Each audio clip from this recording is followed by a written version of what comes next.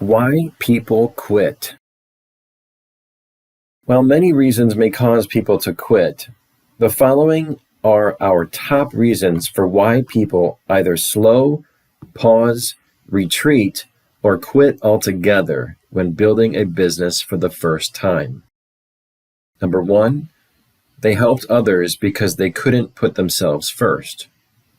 Number 2, they started a business to get the approval of a peer group, family, friends, or partner. 3, they needed an outlet to feel better or self-heal. 4, they didn't understand the scope and demands of running a business. Except for number 4, which relates to gathering information, you may notice that reasons 1 through 3 relate to feelings of unworthiness. Don't get us wrong, feelings of unworthiness can occur in anyone at any level of success and wealth.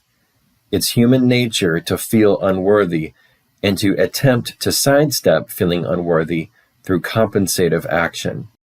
However, you are already worthy just for being human.